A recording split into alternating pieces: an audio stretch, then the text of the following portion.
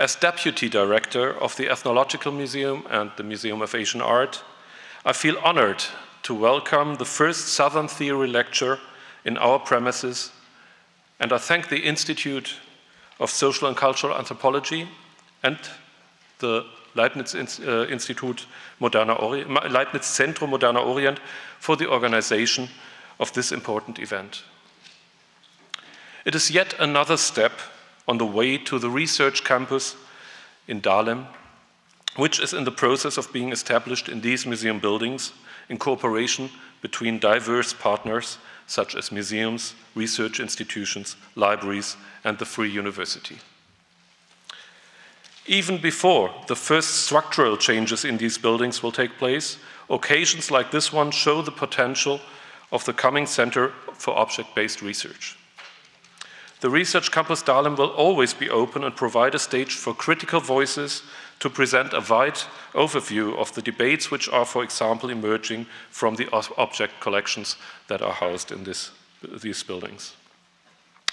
Not only since the so-called restitution report of Monsieur Sarre and Bénédicte Savoy, the public interest in the future of ethnological collections has increased. For the museums, the new approach to collections bears many positive side effects and positive potential. In their report, Sarre and Savoy state that the discussion about restitution not only leads into the past.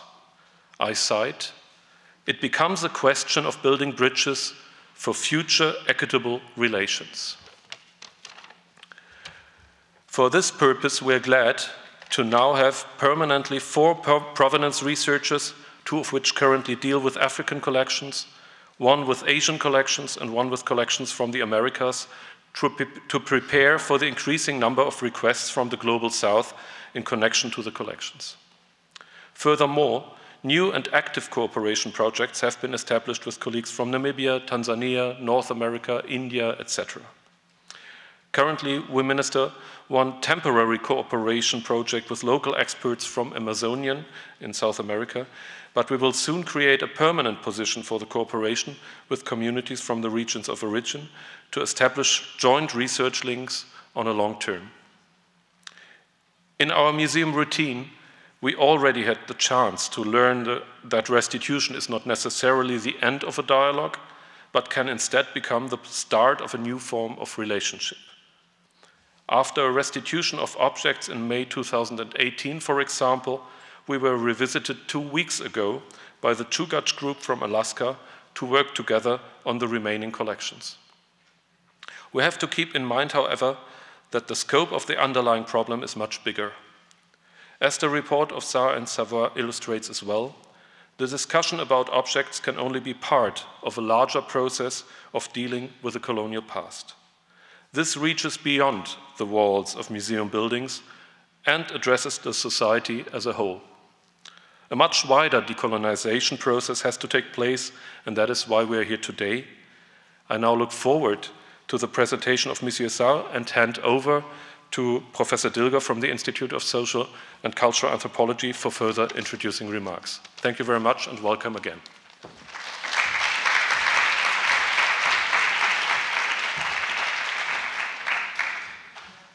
Thank you. Esteemed guests, it is a pleasure to welcome you to the first Berlin Southern Theory lecture with Professor Felwine Sarre tonight. This lecture was organized jointly by the Institute of Social and Cultural Anthropology of Freie Universität Berlin and the Leibniz Zentrum Moderner Orient, and in close cooperation with the Staatliche Museen zu Berlin of the Stiftung Preußischer Kulturbesitz. We are very happy that the inaugural event of this new lecture series has sparked so much interest and that so many of you have followed our invitation to engage with new ways of thinking knowledge production about and from the African continent in today's post-colonial context. Social and cultural anthropologists from Germany and especially Northern Europe, in German Ethnologinnen und Ethnologen or Sozial- und Kulturanthropologinnen, have been central for envisioning and describing the African continent and what is today called the Global South in general in the colonial context, together with researchers, travelers, and museum or other collectors from other area-related disciplines. Much of the research and knowledge production that have been carried out during this time continue to shape the ways in which academia, museums, and the media, and the public at large, perceive of and relate to countries, societies, institutions, and people in and from the so-called Global South until today. They also continue to inform the political conditions and realities which configure and sustain the relationships between the above-mentioned groups and entities across the highly problematic and simultaneously stubbornly persistent boundaries between what we understand conventionally as the Global South or Global North. At the same time, however, both scholars and researchers and in universities and other institutions, as well as activists and representatives of various civil society initiatives, strive for new approaches for knowledge production in collaboration with thinkers and intellectuals working from and about the Global South in an interconnected world. It is only in this way that we may be able to arrive at a more symmetrical relationship or relationships and eventually structural foundations of knowledge production that we need so urgently for entering into multi-perspectival discussions about the most pressing challenges of the contemporary world. It is the aim of this lecture series to make a continuous contribution to these larger endeavors, and the Forschungscampus or Research Campus that was mentioned by Alexis van Poser in his words of welcome aims to become the host and also a motor for these much needed encounters and conversations. Against this background, I wish all of us an interesting and inspiring evening, and now hand over to my colleague, Professor Sandra Corkins from the Institute of Social and Cultural Anthropology of Freie Universität, who is going to introduce the ideas and aims of the Berlin Southern Theory Lecture. Thank you and welcome again.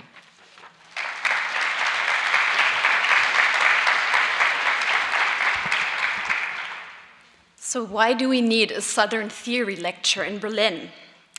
Now, debates on the geopolitics of knowledge production, of course, aren't new. And we've had decades of subaltern and post-colonial critiques. Yet if we look at what actually has changed in the organization of academic theorizing, we realize it is not that much. We further find ourselves here in Berlin tonight, roughly 135 years after the Berlin Africa Conference, that entered collective memory as the moment where the colonial powers subdivided the African continent amongst themselves. And isn't it strange that many humanities, and especially the social sciences, emerged in the past 150 to 200 years at this moment when Europe was busy colonizing the world? Though the world has become multicentric in many ways, theory making arguably has not. In many social sciences and humanities, we're still largely operating with a relatively narrow set of Euro-American theories and concepts to interpret this changing world. And the canon of what needs to be known in many disciplines still rarely includes voices outside of Euro-American academy. So the Berlin Southern Theory Lecture that we are instituting today, as the first of a series of annual events, really seeks to contribute to tackling lingering hierarchies in the academic knowledge production, and that head on. So recognizing the need to shift perspective and to diversify the geopolitical and social locations we think from, this lecture series offers a prominent stage to Southern thinkers and theorists. Now, importantly, with Southern theory, we don't necessarily mean theory from a specific place, but rather we treat the South or the Southern as a signifier that indicates a relation, and specifically a somewhat eccentric location vis-a-vis Euro-American theory making. So here we see an opportunity to think with propositions about the world that depart from our own, that can enrich our understanding of the contemporary, and from where we can jointly devise other ways of being in and doing the world. So we thus believe the Southern Theory Lecture has a crucial role to play in building on previous conversations around decolonizing knowledge and also anchoring them firmly within the academic landscape of Berlin. And we're, of course, very honored that Felwine Sarr accepted our invitation to open this lecture series with his talk, Rewriting the Humanities from Africa for an Ecology of Knowledge. And now my colleague Christina Mashimi from the Institute of Social and Cultural Anthropology will introduce our speaker to you.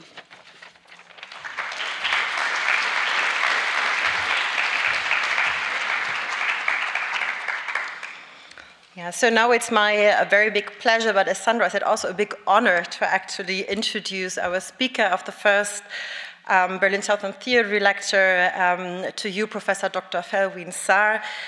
Felwine Sarr is a scholar, a writer, a musician. As a professor, he currently teaches at University Gaston Berger in Saint Louis in Senegal. By training, Sarr is an economist, but he influenced very largely also debates within the social sciences and within the humanities. In his lectures and academic research, he focuses on questions of epistemology, of economic policies, and the history of religious ideas. In 2018, Sarr and French art historian Bénédicte Savoy published a report on the restitution of African artifacts taken by France during the colonial period entitled Restituer le patrimoine africain. And as many of you probably know, this report has provoked large debates much beyond France and also in Germany on objects in museums and especially on their possible restitution. As a writer, he has published both fiction and scholarly work, among them the novels Dahij, 105 Rue Carnot, Méditation africaine, and also his recent manifest, Afrotopia. In Afrotopia, which is probably his most renowned work, Sarr calls for new ways of thinking about the relationship between knowledge and development. Particularly, he advocates to go beyond a linear way of thinking that originates in the West and to articulate visions of the future in which pluralities of knowledge coexist and each in their own right. He also underlines the importance of getting rid of the myth of unidirectional development and progress in order to open up a space for Africans to become actors of their own history and architects of their own future. Sarr's most recent research project that he conducted at the Institut d'études avancées de Nantes until last year is entitled Writing Humanities from an African Perspective. And in this context, he calls for an epistemic shift by underlining the necessity to incorporate the complexity of African social structure into scholarly ways of thinking and also to embrace them in their cultural and historical distinctiveness.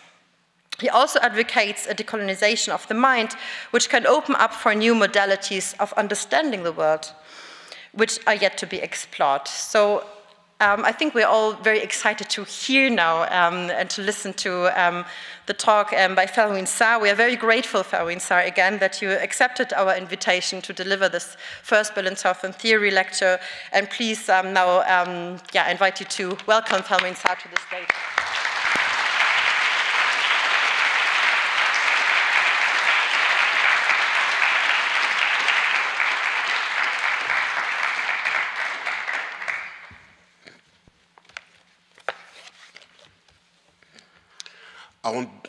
I want to start by saying the great pleasure and honor I have to be here, and thank you for the invitation.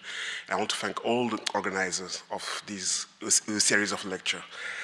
I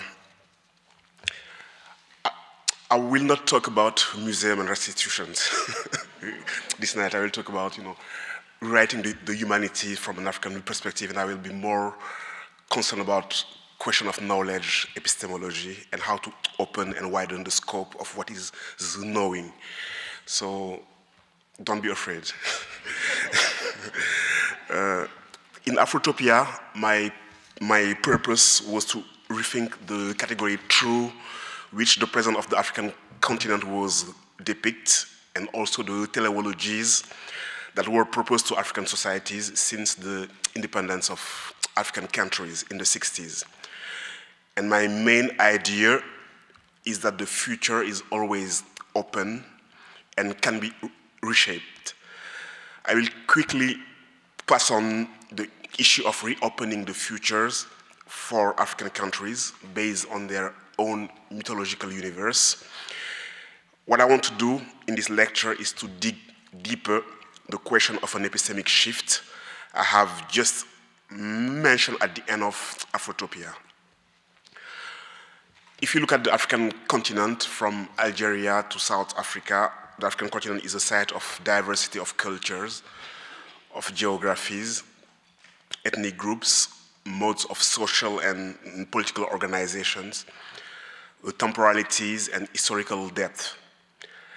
But despite this diversity, which is, I think, one of the most important resources of African countries, all the African nations have to confront the same historical challenges. They all share the project of emancipation and improving their well-being, their social well-being. And the African continent, especially in the domains of education, health, economic welfare for the populations, political stability, or human security in some region, face important challenges. Solving the political, the social, and the economic imbalance and satisfying the fundamental needs of the African societies is an urgent task for all African societies. But beyond these important challenges or tasks, not being trapped in a project of only responding to bare necessities is, from my point of view, crucial. A civilization is not only based on material values, but it's also achieved by spiritual, philosophical, and ethical value that give it sense and direction. And it's about, for me, being able not only to view the African continent under the modality of a problem to be solved, but also as a project. This means decrypting the social forms that are produced by its societies, the quality of human, cultural, institutional relationality, the dignity of the everyday life, the multiplicity of scenes, and the profusion of significations of African societies.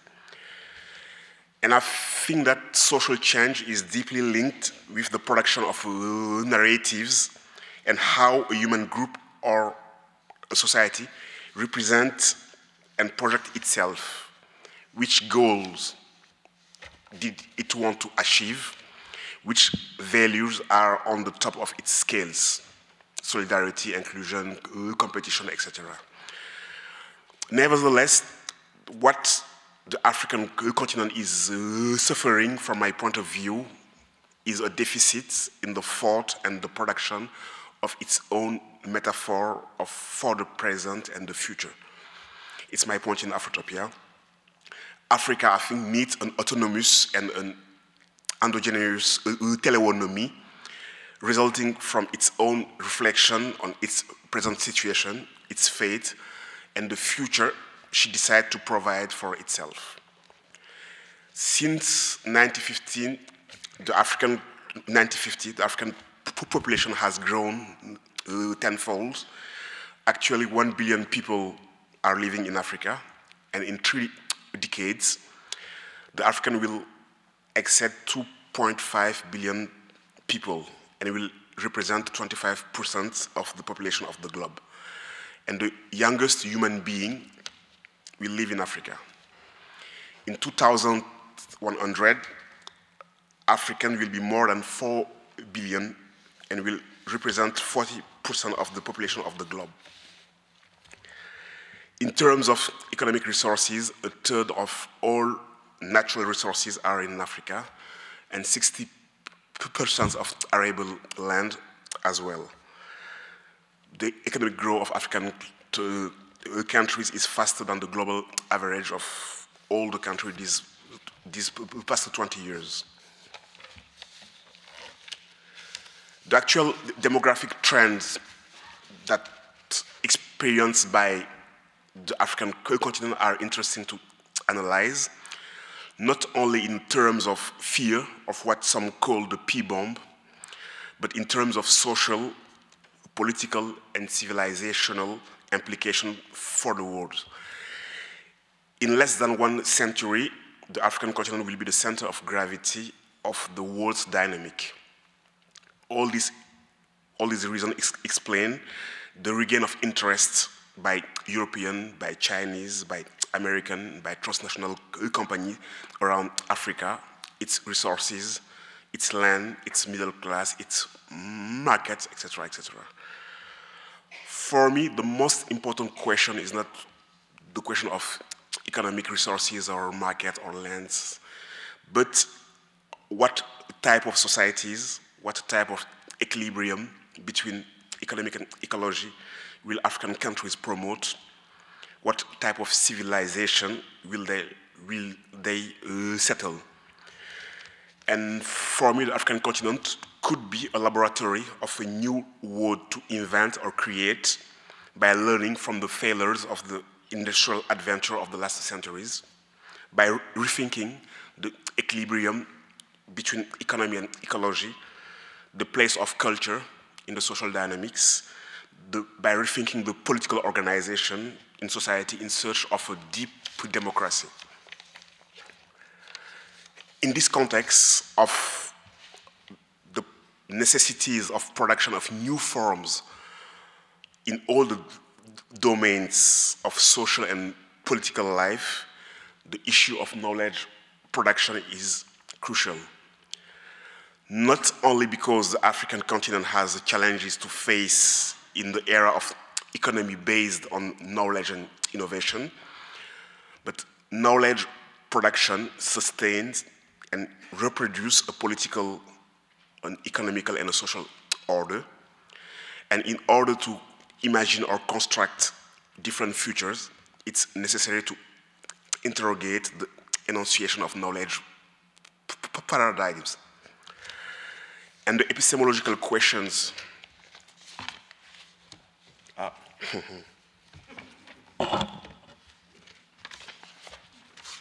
can you help me?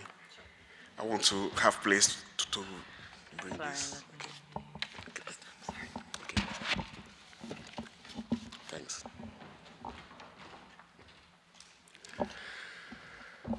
So, excuse me.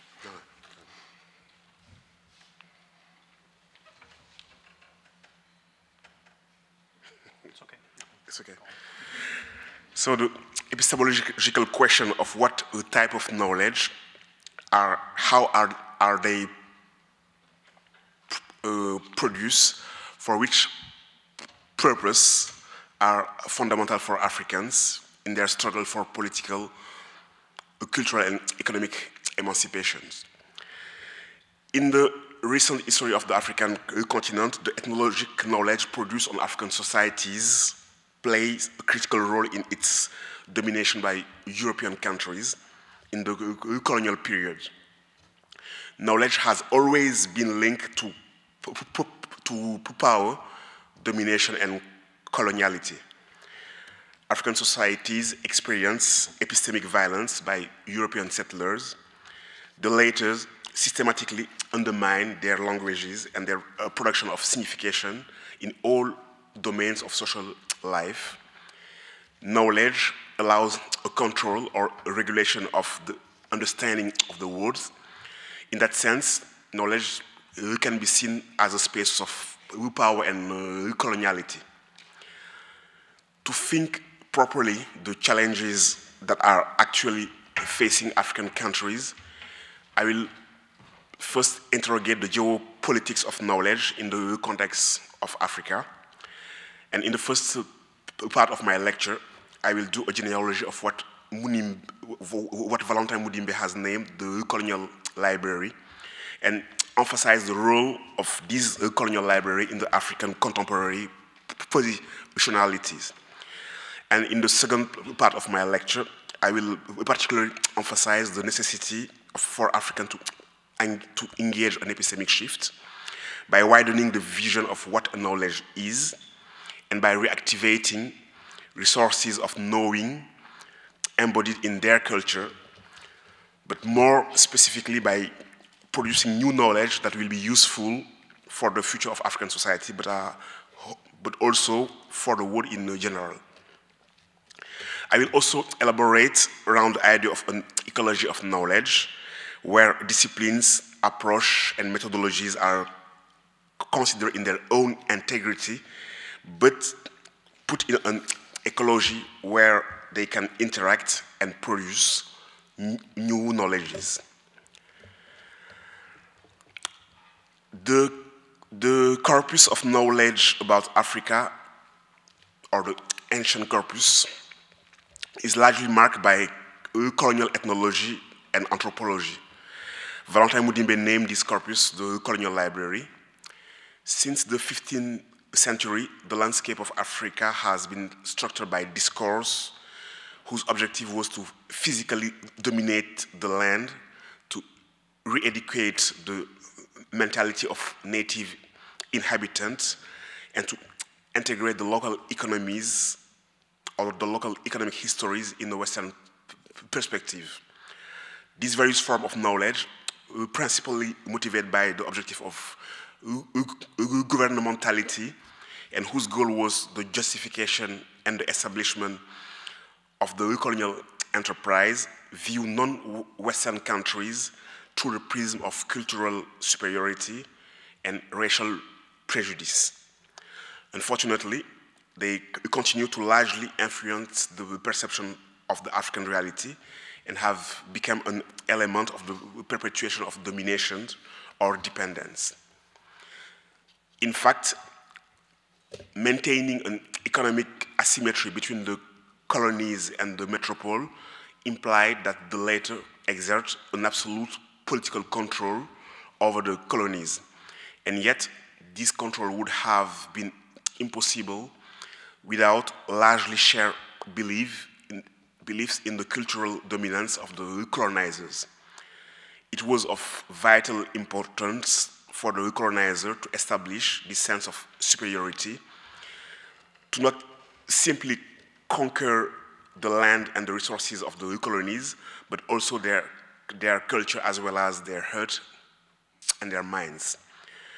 As a result, the economic and the political injustice that is inherent in the colonization adds one more layer of cultural injustice. This process is called by Rajev Burgeva epistemic injustice. It took place in the same way in India and in African countries. It starts, this epistemic injustice, when concepts and categories, thanks to which a people or a community understand itself as well as its universe, are replaced by the concepts and the categories of the colonizers. And in the colonial context, the system of meanings and the categories of dominant people have been replaced by the meaning and the categories of the colonists. And this has been done by a denigration of the values of the local communities, as well as their production of knowledge. And this process of interiorizing the cultural and the epistemic frameworks belonging to colonized people, it first deployed within the discourse of the colonizer, and they became crystallized within the theoretical work, ethnology, anthropologists, carried out by the colonizers.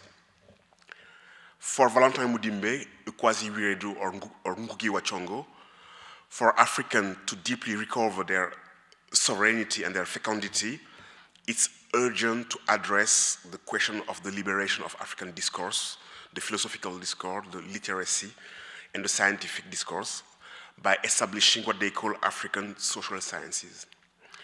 And for these thinkers, it's important to become the subject of one's own scientific discourse. There is therefore a necessity of performing a radical transformation of the social and human science as they are currently taught in African universities. Nevertheless, escaping the reproduction of a mimetic teaching required that some necessary preconditions will to be met. First and foremost, it requires a comprehension of the current modality of the integration of Africa within the midst of the West. And this reconstruction project requires reworking the social science, starting with the epistemological interrogation concerning the object, the methods, and the status of knowledge produced by human science and social science as they are applied to African realities.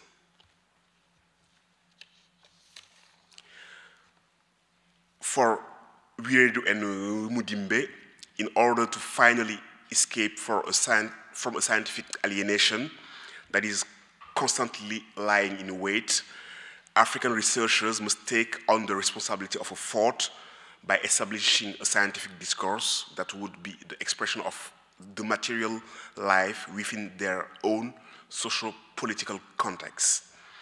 This activity of thinking must root itself within the present, placing a careful attention on its own specific archaeological environment and the real tendencies of Africa's various societies and their most complete and concrete expressions.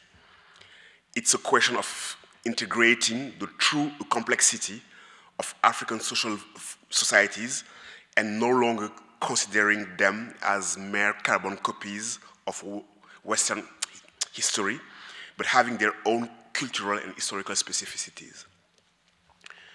Mudimbe wondered if the desired African discourse could be achieved by replacing European languages by African languages, changing the linguistic instrument of knowledge and scientific production could produce an epistemological shift and open up a much needed pathway toward a new adventure in Africa, in the same way that by transplanting into their languages the methods, techniques, and use of knowledge received from Egypt, the Greek triggered a reorganization of knowledge and life whose essential order is still in development.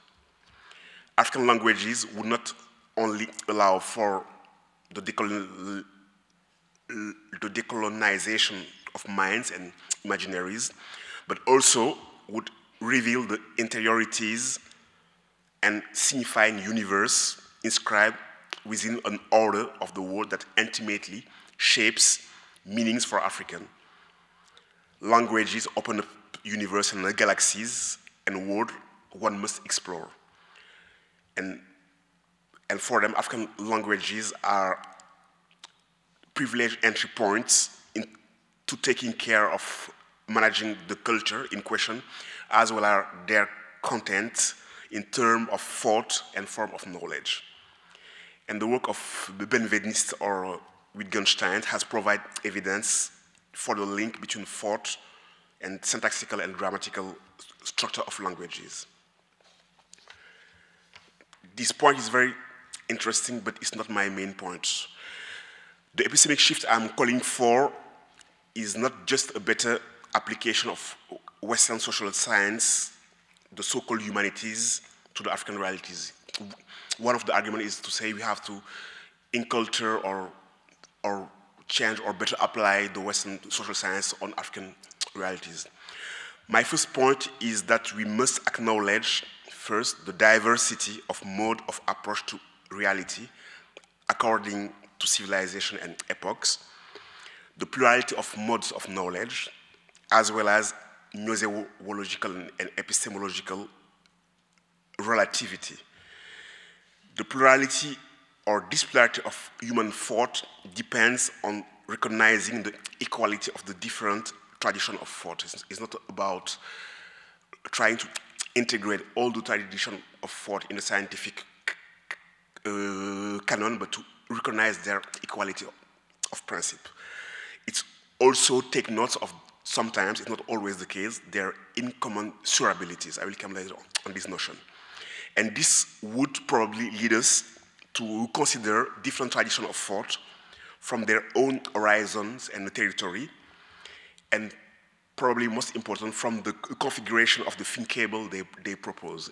Every tradition of thought proposes a specific configuration of what is thinkable.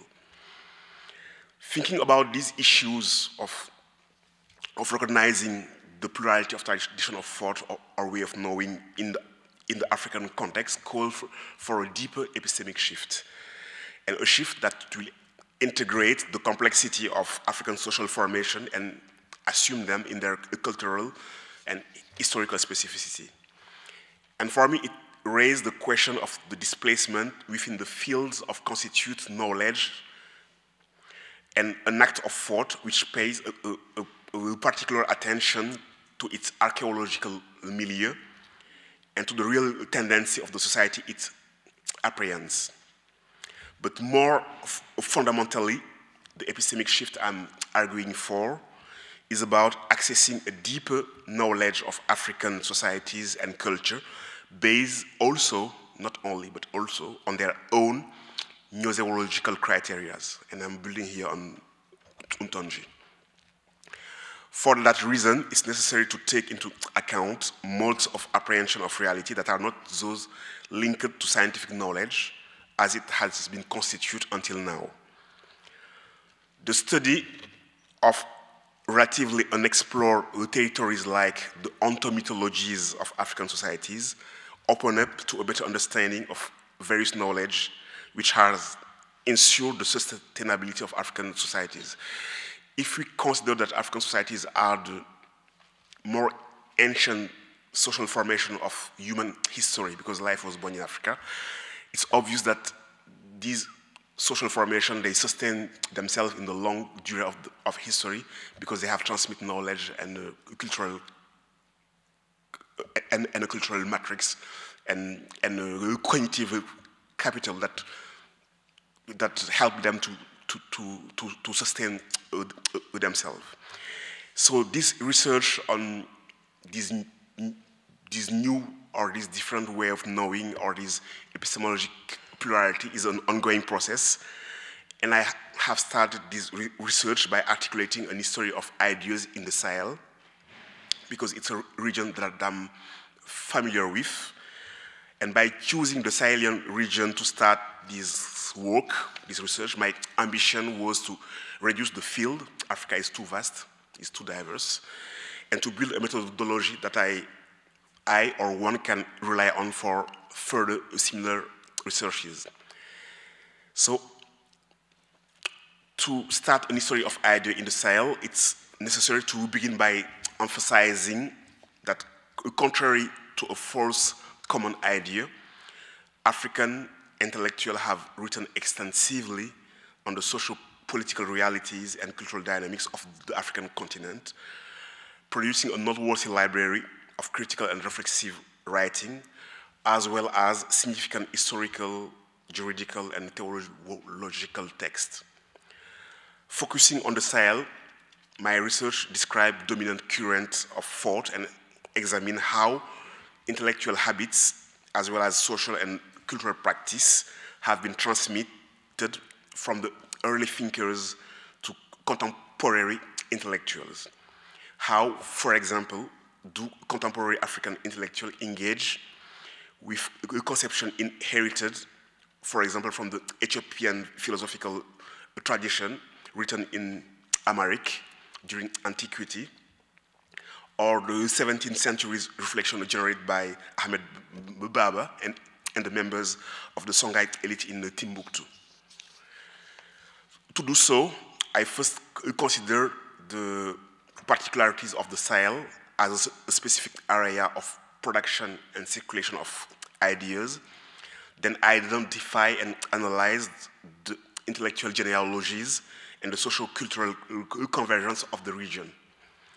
In doing so, I pay a specific attention to the process that led to the constitution of dominant current of thought, despite the ethnic diversity and the mobility of the population that characterize the regions.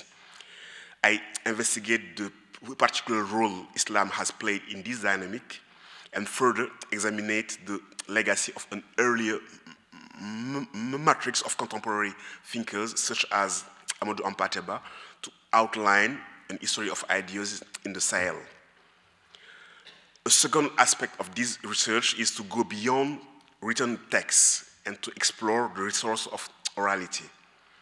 For this, a different methodology is needed to build on resources of orality and diverse archive, for example, by exploring the history of mentalities as they are expressed in a topography of a social discourse. I will come back later to this methodological issue. My second concern is to build an ecology of knowledge where disciplines, approach, and methodologies are considered in their own integrity, but put in an ecology where they can interact and produce new knowledges.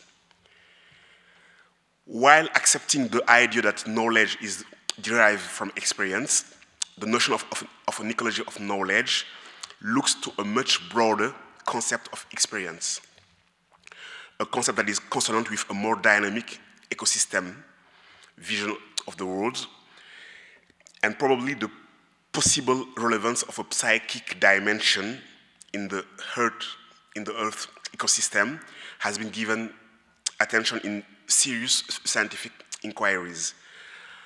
Margarita Bowen, the Australian historian of science, who suggests in 1985 the word or the term ecology of knowledge, emphasized that all ideas or actions that issue from observation are themselves incorporate and part of a global ecosystem.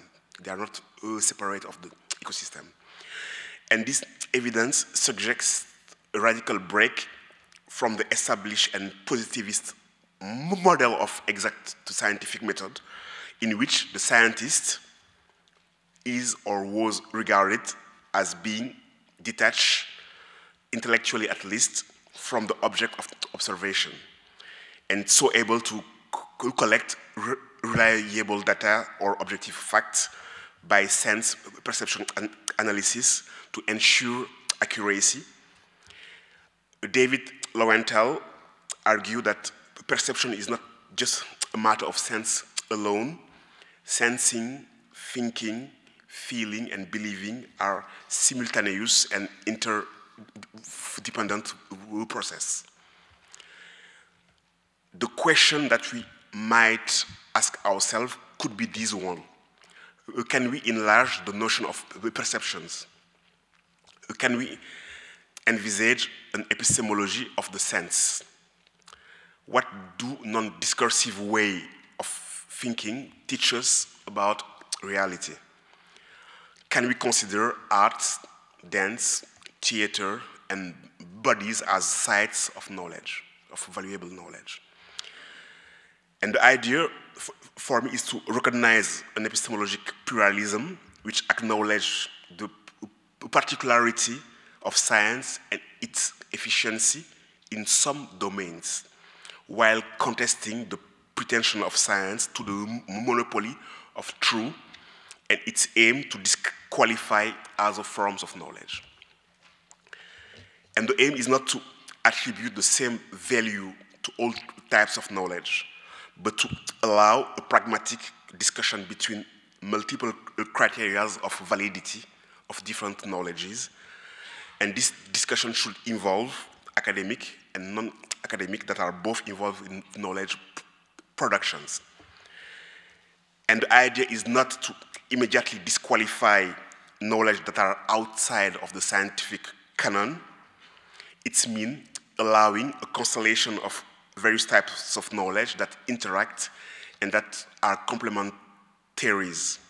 Knowledge that can be translated one into another, avoiding the fragmentation and the non-communicability of the multiple types of knowledges.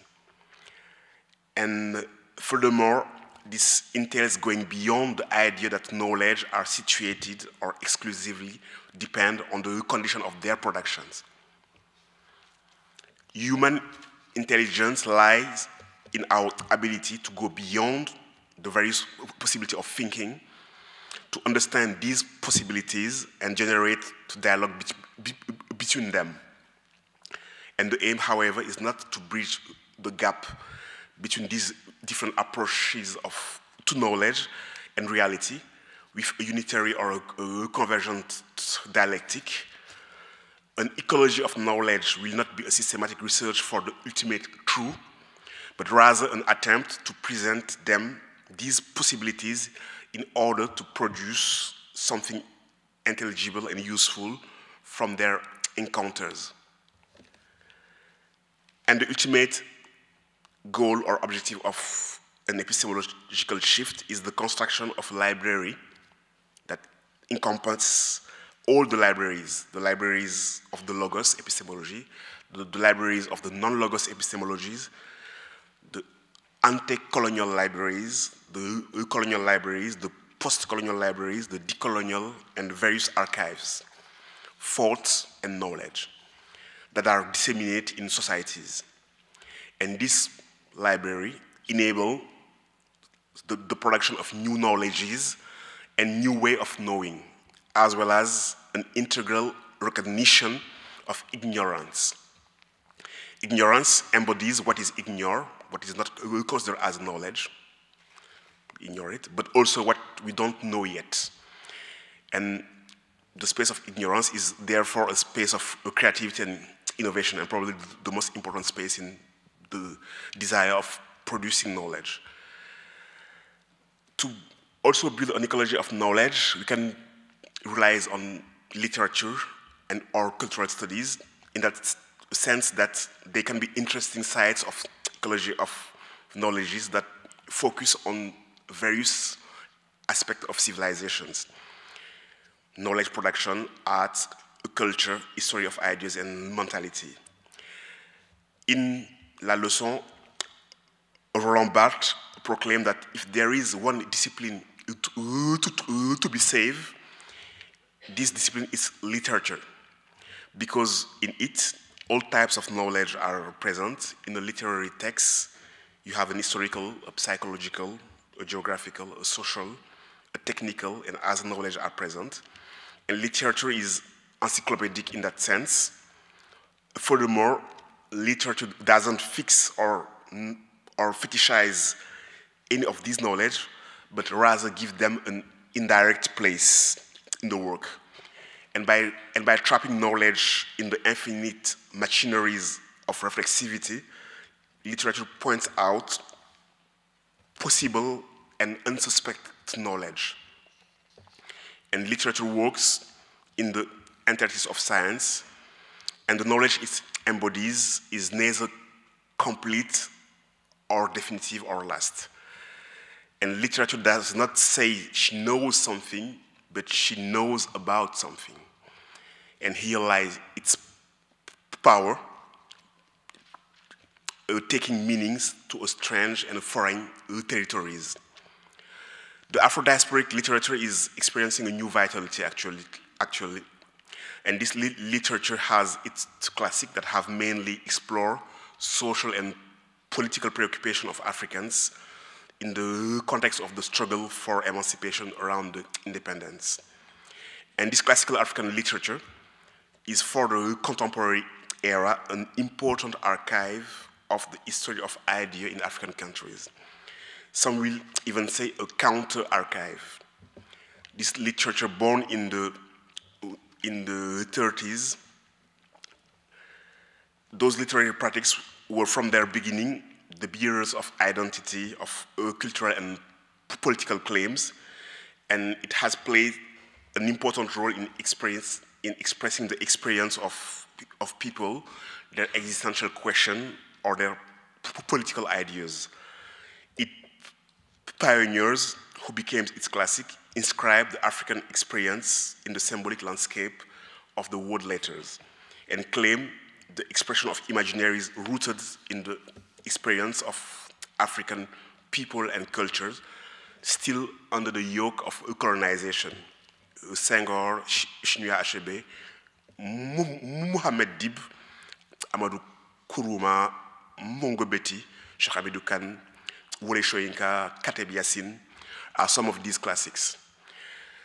Mongobeti and Achebe update the cruel universe of colonialism. The work of Alioune Fontouré and Nkrumah highlighted a diffuse malaise linked to the disillusionment born from the experience of independence. And this literature, emerging in and around the independence movement, was importantly a site to disqualify the calamities and disaster of post-colonial situation by imagining counterfactual realities.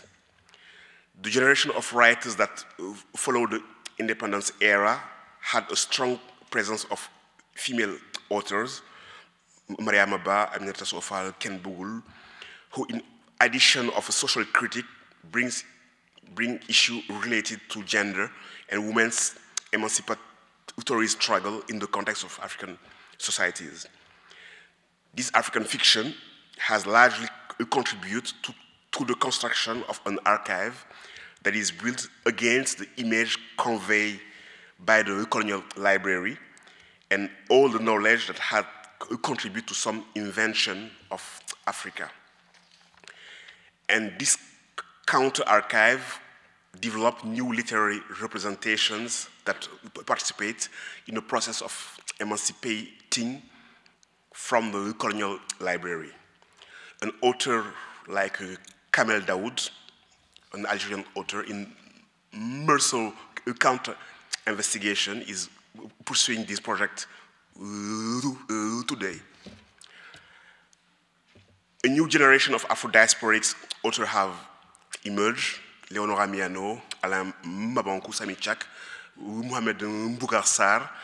Even if some of the key issues of our time are echoed in their production, this one mostly deal with aesthetics and existential questions, identity, hybridity, and this literature witness a broader landscape of imaginaries. These authors are multi-located, and their literary production is a space where they claim and assume a cosmopolitan identity and a multi-presence in the world. But literature, history of ideas, of mentality, cultural studies also can be seen as an ecology of knowledge. And the objective of an history of ideas or mentality is to study the concept of the world and of life in society, widespread, these notions that are widespread throughout culture, which are expressed in place other than established knowledge and philosophies. In that perspective, African cultural studies could become a multidisciplinary enterprise that explore both literature, of course, as well as canonical knowledge, philosophy, anthropology, sociology, but also the arts, the collective belief in their refined or in their simplistic version, in their literate version or not. And the ambition of such an ecology of knowledge could be in synchrony and diachrony to study the life of ideas or the historical variation in the response to fundamental human questions that are expressed in the collective thinking of a large group of individuals. Therefore, proceeding to an history of ideas or reflecting on social transformation and knowledge and cultural production of a linguistic era necessitate an understanding of the global environment that produces meaning. This is justified by the fact that some philosophical statements or some legal or scholarly conjectures or literary process or recurrent poetic images only really take meanings when they are connected to each other in the interactive topography of the entire social discourse. And such a meaning of this topography of the entire social discourse cannot be perceived by only sectoral studies practicing a division of labor for this regime of discipline or knowledge. Therefore, an history of idea must go beyond the analysis of determined discursive fields and genres philosophical, religious, scientific, literary, political, etc. And leading such an undertaking in the context of African societies or countries raise the question of the source, and in particular, the question of the oral source or archive, carrier more than any other, from my point of view, of the collective memory and the belief of African societies. It should be remembered at this point that West African societies and African societies in general have experienced writing systems that have played differentiated role in archiving and conserving their cultural heritage. Some writing systems were reserved for an elite, others were more widespread, but it's not the issue about writing or orality. For us, for me, it's a matter of moving away from the scriptural paradigm, which sees writing as the exclusive means of transmitting the collective memory or the cultural heritage of a nation or people or communities. Many human groups did not need writing to transmit their cultural heritage throughout history. And there is no human group without language and without a codified means of perpetuating its collective memory through time, therefore without means of exchanging texts at a distance. And West African societies has produced a cultural and a cognitive patrimony that has enabled them to ensure their long-term survival.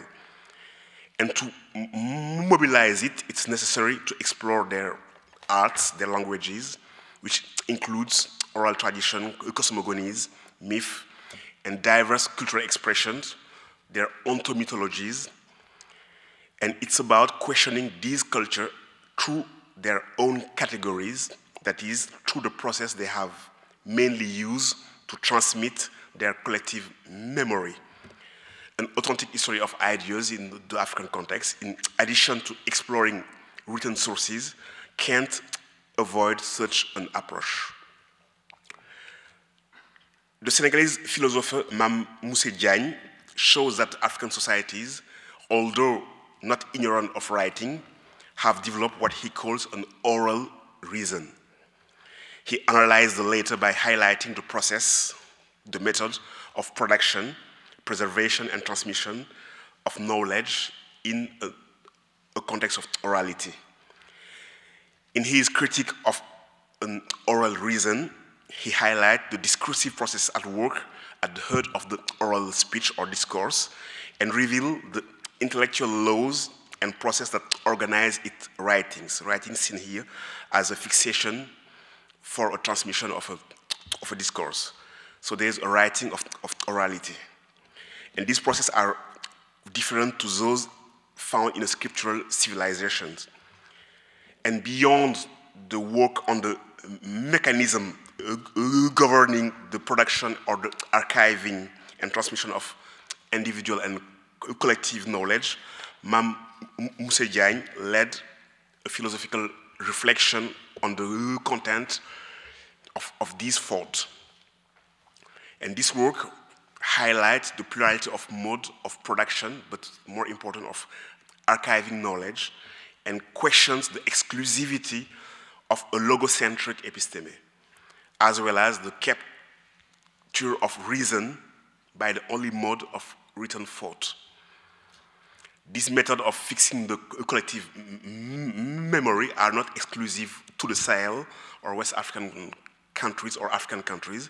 They are those of all societies where the vehicle of a communication of thought is mainly the verbal and not the written. Therefore, the questions of archives and libraries on which are based the cultural studies is absolutely important and crucial. And artifacts and objects can also play a significant role in an archaeology of knowledge because they embody knowledge. They can help the rewriting of history. They encompass knowledge and indicate alternative epistemological or plural epistemological universe. As a space, West African countries, or more precisely the Sahel, is a home for several civilizations. It's a place of superposition, competition, collusion, dialogue, synthesis of several libraries and episteme. Using Mazroui's terms, this space, the Sahel, could be seen or characterized by its triple heritage of Black African cultures, of Islam, and Western cultures. And the contemporary Sahel is the product of the interaction of these three sources of civilization. Its elite is equipped with various kinds of knowledge and trainings and is able to articulate a double or a triple episteme in their discourse. And what characterizes the Sahel is its ability to project a contemporaneity made of several discursive regimes combined with a multiplicity of repertoire of knowledge. And to understand such a space or an ecology of knowledge built on a plurality of ways of knowing, an archive is needed. It's absolutely impossible to understand this space without building a plurality of way of knowing and without relying on a plurality of archive, written, oral, bodies, art, etc., etc. The question for the researchers is how to decode reality and also understand its evolutions, how to study the meanings generated by human cultures from an historical perspective, but also how to study their evolutions. Every society, every culture, every civilization transmits an heritage and perpetuate a cultural matrix that convey its identity through time, but also this identity is transformed and evolve as the world evolves. And the question is how to characterize this transformation of the cultural matrix of human groups. It's a question that is relevant for African societies, but also for European societies and others. The work or the task we will set ourselves will be to study in the context of West African countries the element of this dynamic cultural matrix, its various components, beyond the analysis of the constitution of the filiation and intellectual traditions. We will also look at the process of meaningful metamorphose within a culture. This raised for me the question of how civilizations are transformed.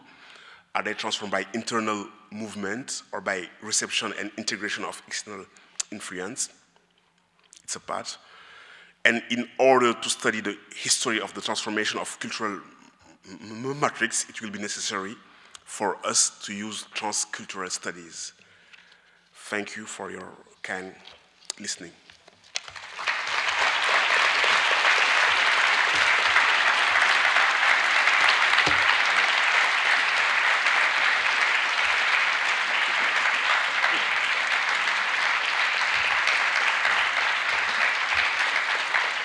Yeah.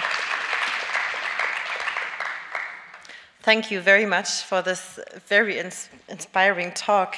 It is now my big pleasure to invite Professor Kai Kresse to the stage, who is an anthropologist and a philosopher. He is professor of social and cultural anthropology at Freie Universität Berlin and also vice director of the Leibniz Zentrum Moderner Orient. Kai Kresse has contributed largely to debates on Southern theory and epistemology, especially with his work on intellectual traditions on the Swahili coast. His publications include the monographs Philosophizing in Mombasa, Knowledge, Islam, and Intellectual Practice on the Swahili coast, and also his recent book, Swahili Muslim Publics and Postcolonial Experience. So we are very excited to hear your response to the talk that we just listened to. And after this response, we will have a short exchange on the panel and then open up for your questions from the audience. So Kai Kresse, welcome to the stage.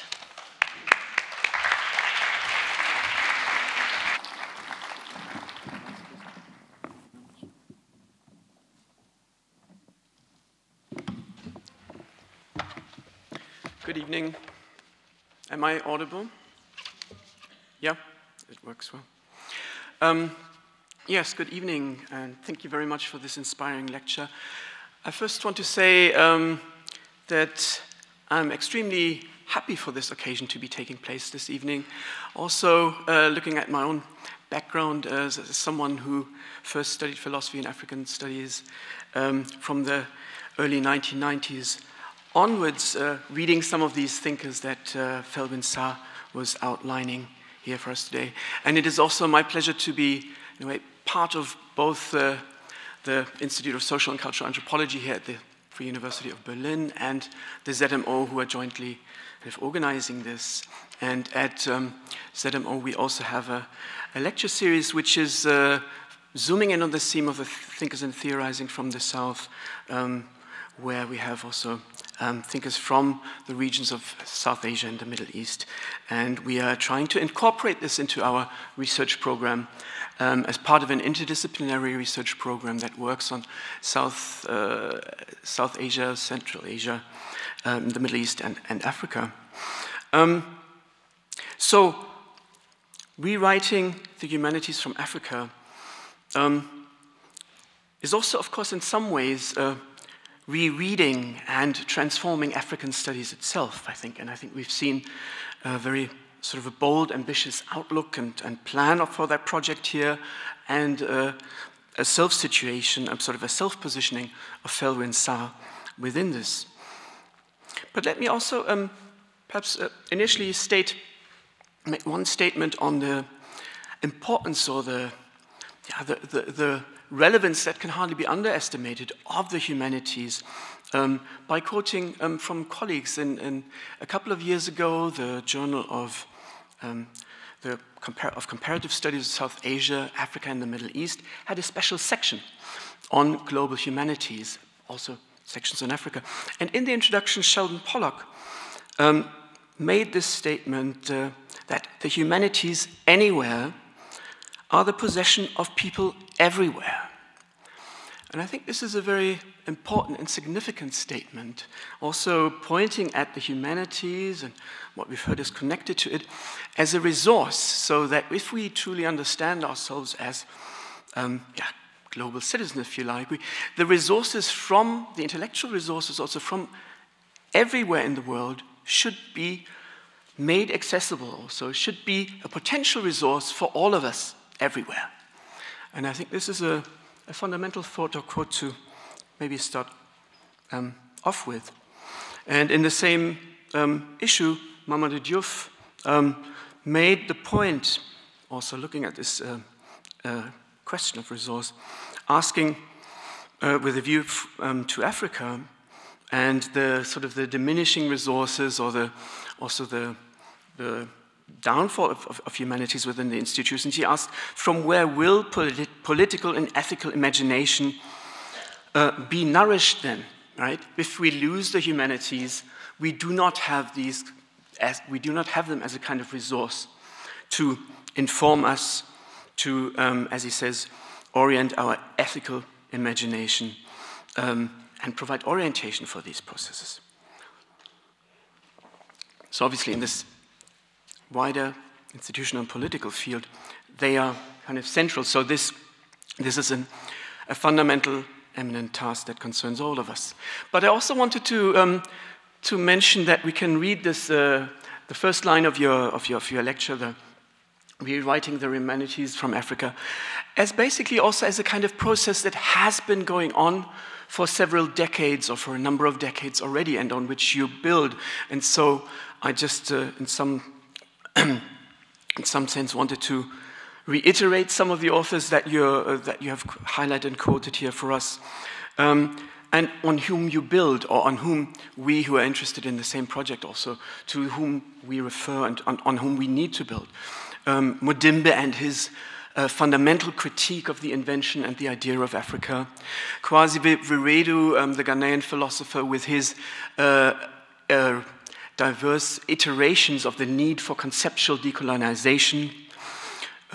Pauline Huntunji, who from early on in the debate about African philosophy castigated this, what the subfield that he called ethnophilosophy for what he called extraversion. So in a way, the need to look at an external audience or to be somewhat enveloped in or entangled in this process of looking at an external kind of Western audience and seeking to please it. And he said, very similar, I think, to your assertive way of claiming we need to push this process of becoming a subject in our own right, and as you say in Afrotopia, to make oneself the epicenter of what is going on. Hontunji calls there for a switch to an introversion, right? To overcome the scientific dependencies that exist on an intellectual as well as on an institutional level. Of course, Ngugi wa Thiong'o, with his emphasis on the fundamental relevance of African languages as a major resource themselves, right? We need conceptual, intellectual orientation functions, works through concepts, through key concepts. And here I think we may also ask, so how can the multiplicity of African languages, the vast multiplicity of that also be covered and integrated to such a program?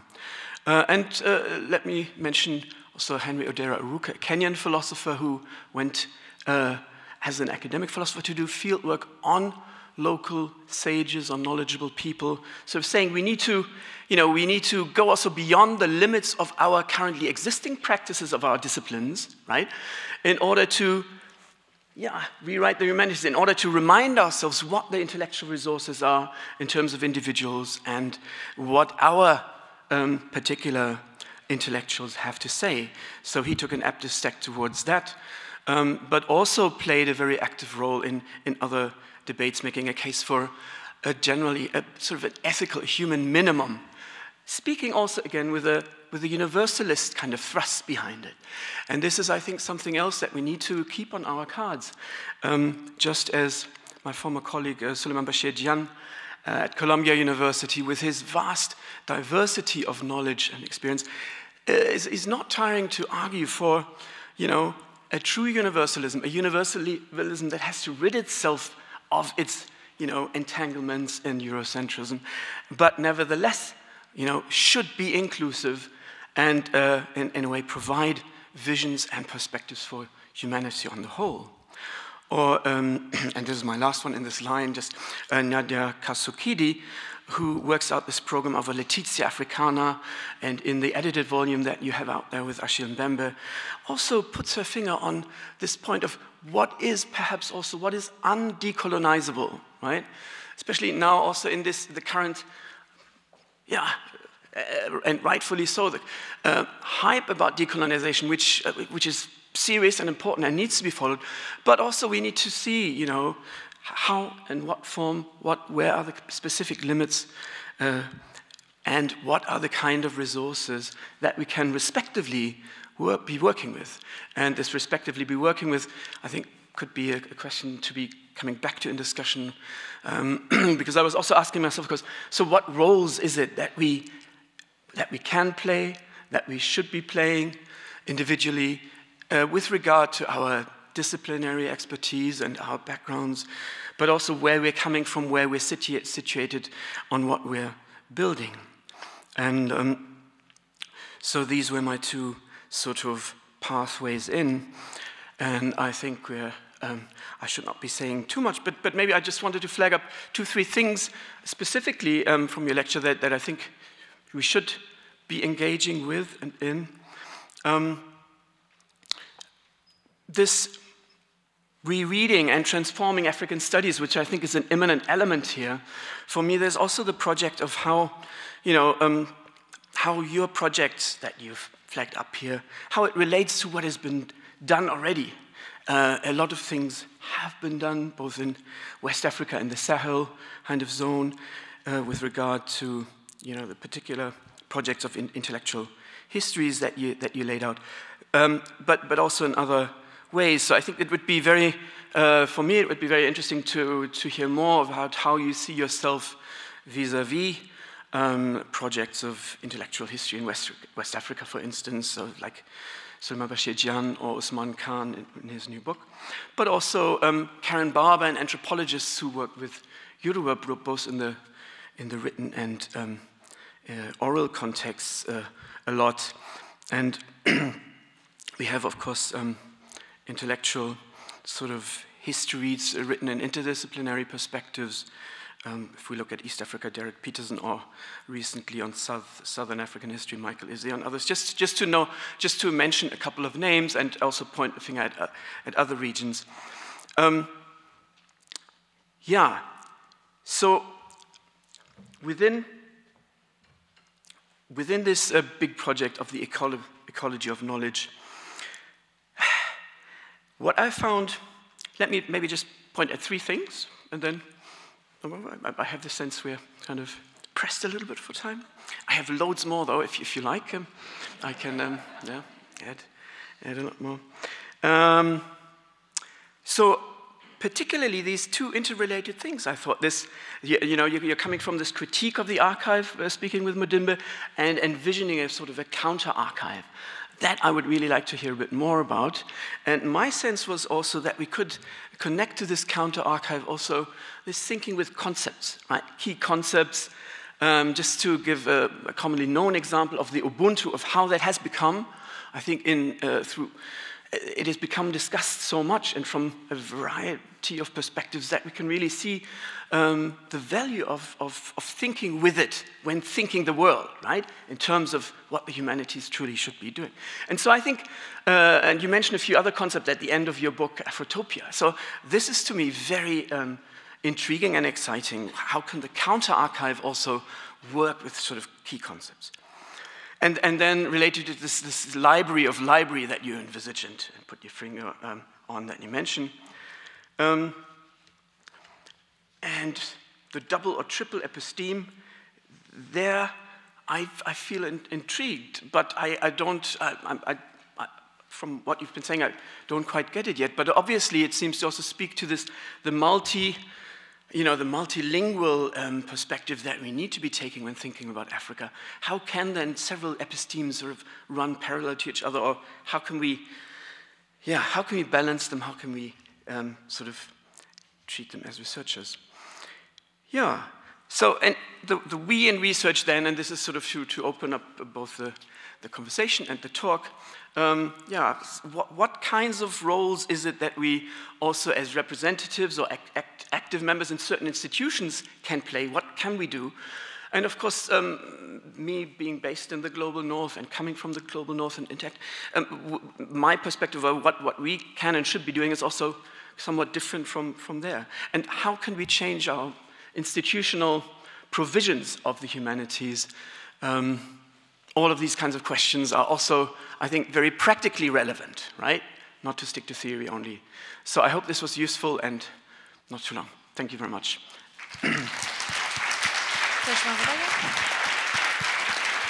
Yeah, thank you very much, Kai. I think your conversation only among you two could take hours with what you just flagged the question of zooming out intellectual histories, but also of counter-archives. I would suggest that you just pick on what you actually want to respond directly, because I also want still to leave some room for the questions from the audience. Is that okay? Perfect. Okay, thank you. I first want to thank you for your readings and your questions, Kay. In what you said, what I've found very important is this idea of that a resource from everywhere must be our resources. And I think the key element of the response is there, this idea that humanity must be based on a plurality of archives. And the archives of other regions or civilizations are also our archives. And it's not just the written archive of Europe or our anthropology, our ethnology, our way of knowing that is only our archive. And if we give a deeper sense to humanities, not anthropos, you know, the European, they create the anthropology, but the anthropos was the other. And they want them to study them as object, etc., being outside. And the genealogy of what we call humanities is far beyond this idea. But this idea that in other spaces there are a plurality of way of knowing, there are a plurality of way of transmitting, archiving knowledge, producing it, and these way of knowings are also our human cultural heritage, and probably we have to broaden the scope of the way of knowing. And for me, this is the way. I think that you are a specific case because you made yourself stranger by learning Swahili. It's made so I don't feel that you are the archetype or of what is being done in the Western academy. So you displace yourself by learning another language, and probably knowing yourself by making yourself stranger is a good way through another language or a translation. You also try to look in poetry if there is philosophy in poetry, if there is philosophy in wisdom, etc. So this kind of displacement open the scope of what is humanity, open the methodological scope, and go beyond the disciplinary. So what have been done, and I will stop with that, by Ousmane Kane and Souleymane Bachir Diagne is very important because they show that there were intellectual tradition in West Africa, in Timbuktu, written texts, and a huge library and a very important corpus. And this corpus is not only a Europhone corpus. And people around the 9th century and the 10th century, they start writing in Ajami by using Arab letters to write their own stories, their existential question, to write to poetry and the theological texts. And if you want to understand this society, so you have this archive. But what they haven't done is, before the writing system, how society, in a topography of a social discourse, respond to their critical challenges, how society produce meanings on a lot of questions. And if you want to look at this meaning, you have to look beyond, the written library. You have to look in the orality, you have to look in the jokes, you have to look in the arts, you have to look in the landscape, you have to look in a lot of places, and you have to try to interconnect a social discourse in different mode of production of discourse. And you have to change your vision of what a knowledge is. And you have to put the scientific knowledge as one of the possible way of knowing, not just this idea of non-commensurability, etc., etc. So there is a lot to say, but I will stop here to let you open the floor. And thank you very much. Thank you very much for this response. And also, I think it could continue this conversation, but I would really like to give the word to the audience. So the floor is open for your questions. Please just raise your hand. We have two persons who will wave, please, so I can see the mics, Jenny and Friedemann over there, and I will bring the microphone directly to you. Okay. Yeah, thanks a lot, Felwine. It was hugely inspiring, and I want to start by thanking you and by asking the organizers if and when this might appear online in a shareable way, because I already have in my mind people on 3 continents that I would love to share this with. So thanks for this. My question is linked to what you said about the social context of a discourse, and maybe links also a bit to what Kai said about thinking with concepts. My question is, in your research, how do you enable a communication of the penumbra of meaning, of the deeper embeddedness of a concept in a specific tradition of thought, to make it really communicable as something to think with? So maybe by way of example, in my research, I'm looking at indigenous political authorities in Ghanaian contexts. One of these contexts is the Ewe context, in which people are raised with the idea that they are not for, but that there's one sense more than in the European context, the sense of balance. So the sense of balance is inculcated from a young age. When people learn to walk, use your balance, it's addressed, but then later it's also used to address issues in terms of social balance, political balance, ecological balance. So the point is, we can briefly summarize this, but to get to the depth of the rootedness of the concept in socialization, in the way ideas are evoked, would take much more kinds of not just communication, but really an archaeology of the social context. So my question is, what methodology, have you developed or are you using to enable this kind of deeper conceptual communication, not just between the Sahel and the West, but also between different Sahelian contexts and conceptual traditions themselves? Thank you.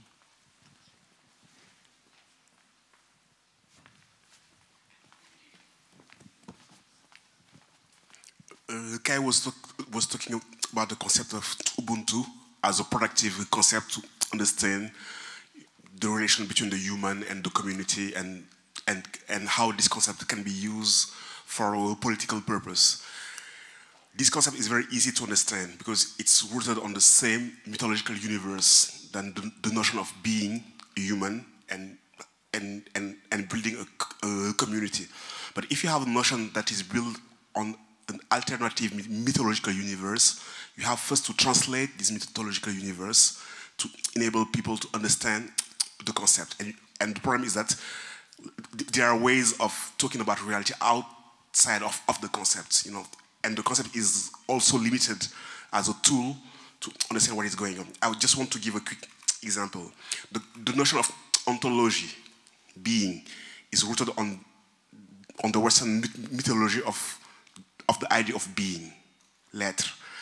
And all the pre-Socratic philosophy has this important question, to be or not to be, what is to be, and all turn around this idea. If you go to China, Japan, or in some African countries, they don't care about why what is. What is. So they don't ask themselves why there is being instead of non-being. What is important for them is what is livable, what will sustain life. So the idea of being, this ontology, is not the main question, because their way of thinking produce or configurate a thinkable, and the true is not what is true. The true is what operates. They acknowledge that things are here. So how are we going to make them sustainable and livable? So it's always so you can translate concept that belongs to similar mythological universe, but if they are from different mythological universe, you have first to translate the mythological universe. That is a more difficult task, and it's why knowing a culture through its own category, knowing a culture from the inside, is also very important. So, and you have to go through the category of the inside to be able to pick up what mythological universe this notion gave us, and it's starting to become interesting at that point. Thank you. Are there any more questions? Yeah, perfect. Philemon over there. So we will collect 2 questions over there and here. Professor Sarr, thank you very much for your excellent speech. I work in intercultural theology and religious studies. And I would like to pose some questions referring to your book, Afrotopia. You have had a lot of questions, I suppose. You refer to spirituality and creating spirituality as an objective, as a target for African epistemologies. And I would be very much interested, what do you understand as these spiritualities, and how does it relate to religion, and how does it help to create an African epistemology? And my second question would be, you refer to the term development as belonging to a cosmology, I believe you say, of the West, as a myth, as a narrative of the West. Do you think we can still use this word? It's a big word in European politics and economies. Can we use it still as a word, or it's like a tool of post-colonial rule? What do you think about that? Thank you. So these were 2 questions. I will collect the third one here. Je vous remercie. Je suis malien et ma mère est sénégalaise. Et j'aimerais aussi poser ma question en français. Je suis étudiant ici à la TU. J'ai bien apprécié votre discours et les projets que vous menez. J'aimerais savoir où est-ce que vous avez des méthodes pour que la jeunesse africaine puisse s'investir dans cette lutte de la libération. Et aussi ma deuxième question est quel devrait être le paradigme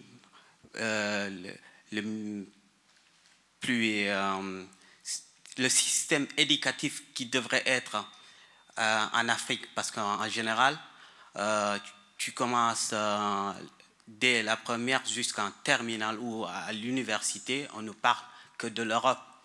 Grandi dans cette condition, on est condamné à avoir un cerveau formaté, aliéné. Et l'Africain se sent complexé. Lorsque je suis venu ici, je me sentais beaucoup plus inférieur à mes amis.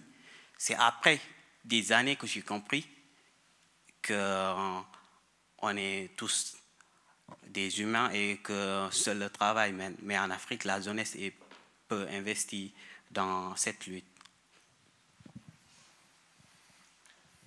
Thank you. I'm not sure if my French is good enough, but just to maybe for those who do not speak French, the first question was the question for methods for the youth to invest in the fight for liberation, and the second question was about the paradigm, the need for a shift of paradigm at educational institutions. So the floor is yours for the response. So I will start with the last question, and I will try to answer you. I can answer you in English. Okay. Your second question is the question of the education and the content of education, and I think it's a crucial question. One of the problems of our university is that they are not decolonized. They are perpetuating a system of knowledge and representation that is not turned to solving their social problems. The American university, they imitate the European university of the Middle Age, but quickly they turn their own university to respond to their needs and their issues. The Asian university, they did the same thing. They firstly imitated the US academic, but quickly they turned their university to respond to their society. The African university, most of them were built around the independence, and if you look at the curricula, they have not changed. And for the, I think, 15 first years, there was a lot of European teachers that was teaching sociology, anthropology, Émile Durkheim, etc., based on Europe, and they didn't do the work of Africanizing the social sciences and bringing in the university the knowledge that was produced by the African societies.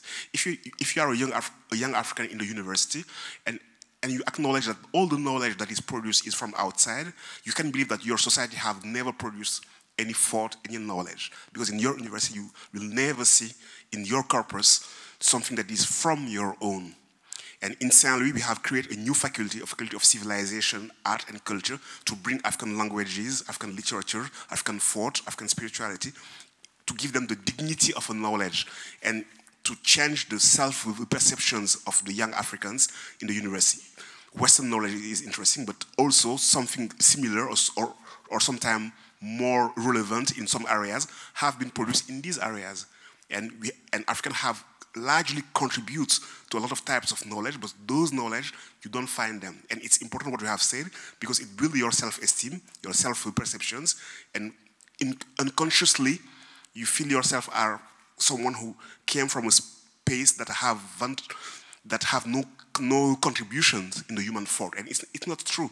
So it's our job to do that, because the archive exists, the resources exist. It's our job to bring this knowledge in the university, to put them in a framework, to criticize them, and to operate a transmission. And it's for me an occasion to answer to your first question. I think the first space of emancipation is knowledge. Deeply, I think that political struggle is important, but every economic and political order and social is based on an epistemology. And if we don't win the fight of the epistemology, of knowing, of seeing that there is a plurality of words in the world, there's a plurality of way of doing, there's a plurality of resources that we can rely on, you will not change deeply the society, you can just change the surface. And I think that, contrary to what a lot of people think, that activism is the best way, I think first, the space of work is the space of epistemology and knowledge, and it will help to change the production of social forms, of economic forms, etc., etc. And I will try to respond to the word for development. Development, if you know the archaeology of the concept, you can say that this concept was born in 1947 after the Second World War, and you will know what was the ideological purpose of trying to bring all the new decolonized African countries in the Western camp, because they were fighting against the East camp, and they wanted to say, look, we can talk no more about civilization because all the problems of the war are here, but our society is a benchmark, and if you want to evolve, you have to imitate the different stage of our economy, of our institution, etc., etc., and they reduce the diversity of the way of responding to need. So probably we can change the word development by using the word well-being, or harmony, or I don't know what, or qualitative progress, etc., etc., or making clear what is the intellectual concept of the production of this notion, and showing that human societies has, during the long history, respond in a plural way on their needs. And the way the European response in a specific context is interesting, but it's not the only way of responding to the needs, and it's not the only goals of societies. So you can pluralize the concept, or you can put it aside. In Latin America, they use buen vivir, etc. So you can produce a concept around the idea that a true development is also have an economic dimension, but have also a cultural dimension, have a link with economy, with ecology, have a spiritual dimension, etc., etc. And spirituality in Afrotropia is seen as the acme, the most prominent, the most important stage of the spirit. Beyond religion that are, specific response with codes in a specific context. And a spiritual civilization or a poetic civilization is a civilization that feeds all the needs of people, not just the needs of the belly or the lowest needs, that feed all the needs for beauty, the need for sense, the need for meanings, deeper meanings. And probably it's a very important challenge to be able to say that we have to, I don't like the word develop, all the dimension of humanities, and we have to raise or to go to, or to try to reach a next step in our humanity, a kind of raise in humanity. And all the issues we are facing, ecological issues, but are issues that are rooted in a crisis of sense and meaning. And I think spirituality is seen in that sense. Okay, so we have the space for another round of questions. Please raise your hands. I hope we managed to see you. 1, 2, Friedemann, one here, and then you. Okay. Yeah, thank you very much, Professor Sarr. You almost already answered my question when talking about activism, but still, at the very beginning of your talk, you said that the future of Africa is determined by this process of forming equilibrium between economy and ecology, and I think this is not only a fact for Africa, but for the whole global society.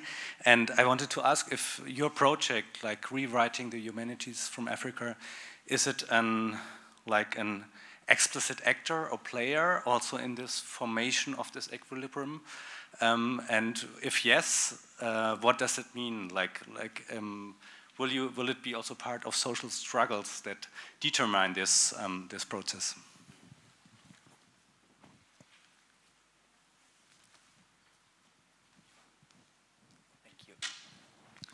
Well, your concern of trying to Africanize higher education, shared by the young men we heard from over there, there is an example for that.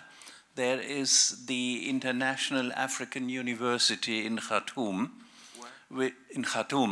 which has 70,000 students. Of course, medicine there is taught according to the colonial precept, because human beings inside with their bladder and their heart are the same all over the world.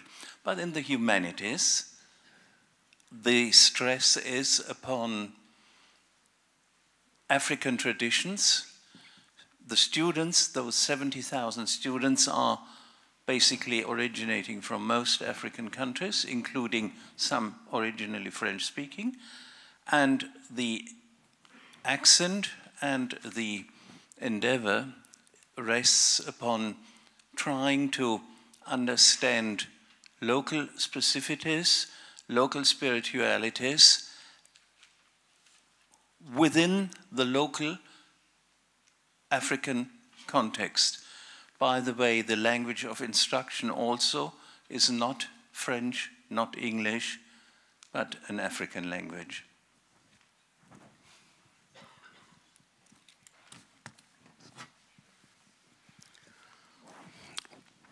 This question of economy and ecology, I think the first stage for researchers is to build a kind of ecological economy, you know, to question the underpinnings and the underlying and the assumption of the neoclassical economy, and probably to reintegrate or to embed economy in a more social space, not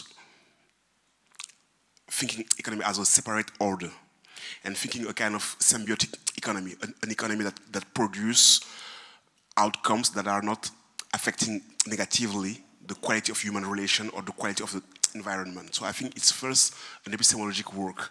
So as an economist that was trained in the main neoclassical economy, this last year I have shifted my research through this question, how to produce a good economy, and what is the deeper philosophical meaning of an economy, and what is the aim of an order of knowledge or an order of, of know-how, and how to just put again economy in his right place and think the relation, the metabolism of the economy produced with its environment. So I think it's the first place to work, because society needs that, they wanted their needs to be fed, but how to feed them by respecting environment, etc., etc.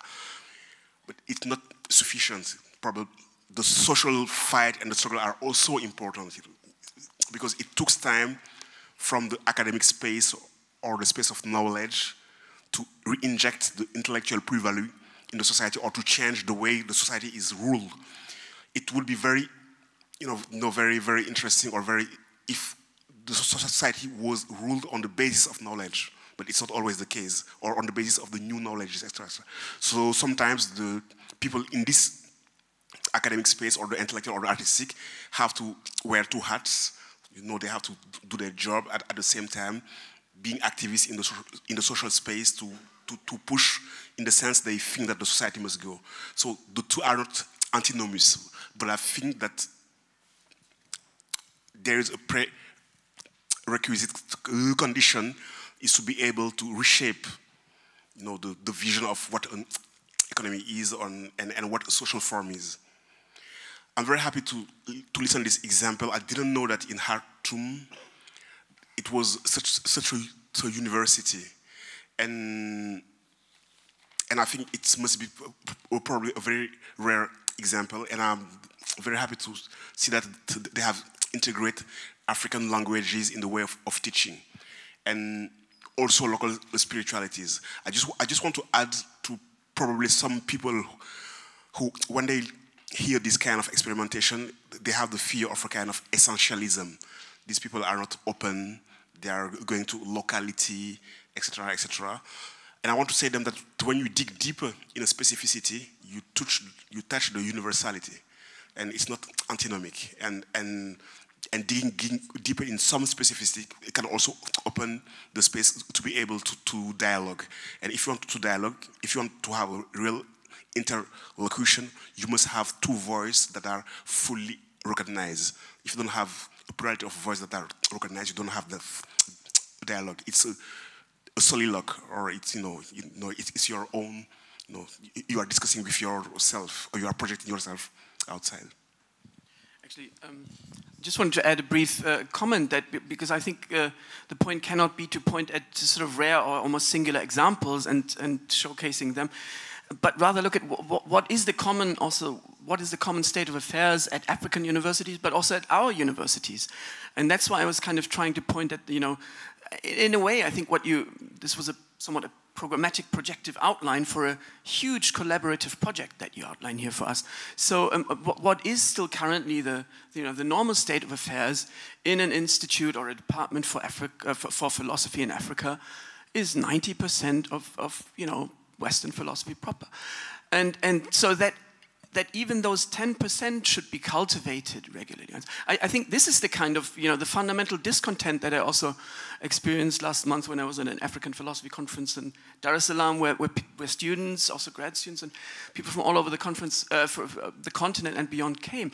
And I think, right, I mean, this is how do we collaborate on a project of rewriting, meaning sort of transforming the way we use African intellectual culture in its different levels and layers and varieties as a resource for the whole of humanity, but also especially for for African students as a conscious a resource that they can use consciously and with pride, and where the institutions are built up in a way that this is naturally so, right? So we would have the time for a last round of questions. I see one hand over there. Is this the last one? Did I miss anybody? Yeah, 2 more questions, and then we will close the discussion with the audience. Okay, thank you very much for this talk and for having the conversation with us. I actually have a lot of questions, but I'll go with the most urgent one, which is considering that we now heard that this knowledge, alternative knowledge, is there. African voices are there. They have been there since ever, but they're not being heard. Why is it that you consider it most important to focus on the war on mental decolonization? I'm asking because I'm thinking about how our neoliberal system constantly reproduces this coloniality and conceals it at the same time, which leads to an embodiment. So why is our focus not on practice, decolonizing practice, or your focus in this case, but why on mental decolonization? Thank you. Yes, the question was a bit raised about religion.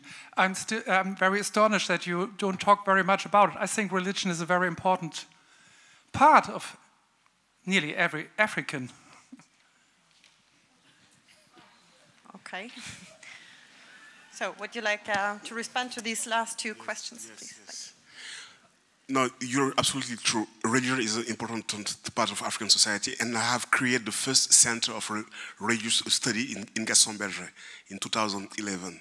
I've built it, and I've hired professor of anthropology of religion, philosophy of religion, to study the religious dynamics in African societies, and to go beyond Islam, Judaism, and Christianity, to study the African traditional religion, and to study the Asian religion. And I'm also myself teaching Islam, Buddhism, atheism, Christian mystics, etc., etc. So it's a very important concern for myself. But in Afrotopia, it was not the topic for me. It was more a question of modernity, economy, etc., etc., and the idea that we have to open the imaginary of what is a progress. And probably African society must be the subject of their own history, and they must produce what they desire, what is desirable for them. So, but in my literary work, in African meditation and all my work, you will see that spirituality and religion is very, very important. But I just treat it in another space. So it's my response.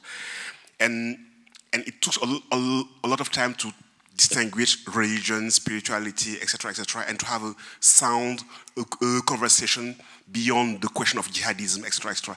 When you say religion, the first idea is jihadism in the Sahel, and it took, you know, a lot of time to say African tradition. So I avoid the misunderstanding when I have a little time, because I don't know that the question is complex, and we need time to treat it, you know, in a sound way. It's why it's easier not to talk about religion if you don't have the real time to talk deeply around it. So I think the both are not antinomic. You can focus on decolonizing practice, but if you don't decolonize the mind, I don't know how you will decolonize the way of behaving. And probably living in Africa, what I've witnessed is what he said. Even if in the department of philosophy, you say 90%, I will say 98% of Husserl, Descartes, Kant, phenomenology, blah, blah, blah, etc., and the reproductions.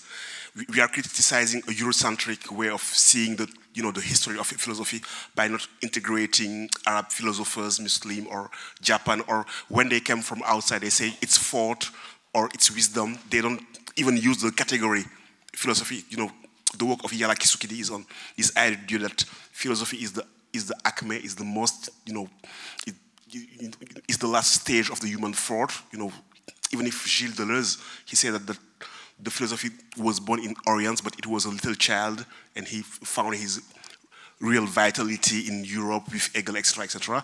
But there's a work to do in that spaces. But as far as our curricula are not rethought by ourselves, we will reproduce this way of thinking, or we will rely on a narrow archive. And for me, the issue of decolonial practice is beyond the idea of saying, okay, we are criticizing Western epistemology. It's more saying the Western world has shaped more or less the dynamic of all the humanity these 5 last centuries in economy, in social space, in intellectual space. Probably the Western archive is exhausted because we have asked to this archive a lot. And there's a plurality of archives in the world that are here, that are waiting to be reinvested, and they will help us to respond to the plurality of the challenge we have. We cannot just build all the response we have on a narrow archive. It's my point. So opening or relying on African archives, Asian, Indian, etc., is just opening or pluralizing the solutions and the resources on which we have to build to respond to our current challenges. It's more in that sense that saying, look, we have more resources than that. And if we want to solve our problem, we must build on all our resources. And our resources are also, you know, in African thought, in Asian thought, etc. And probably we must approach them with different methodologies if we want to benefit from them. So this idea of decolonized practice is also linked for me, decolonizing the mentality and the mind, because if you don't do it, how do you change your practice? Thank you very much. Thank you very much to the audience for your questions. Thank you very much for this very rich food for thought and debate. Just to come back to the first questions, yes, this is all recorded, will be available on YouTube in a few days, so it will be also available for a much larger audience. And I would now hand over to my colleague Sandra Calkins for some closing remarks. Thank you. Hello, again. So I just really want to thank you all for coming, and we were so happy that you're all here. We even had to close the entrance at some point, so you're also lucky you managed to come in. So thanks for coming and for this very lively discussion. I also want to thank you, Kai, for stepping in and for your inputs here. And I also want to thank all in the museum, the many helping hands, and also we want to thank our student assistants who helped very much.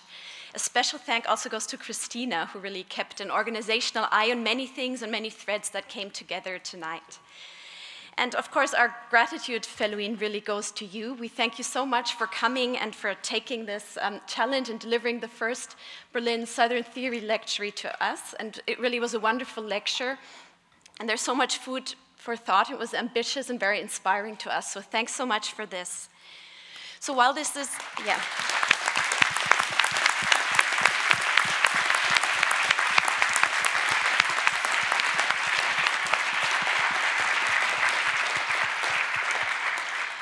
So while this is the conclusion of the formal part, we also at the same time want to say we're not concluding the conversations here. They have just begun.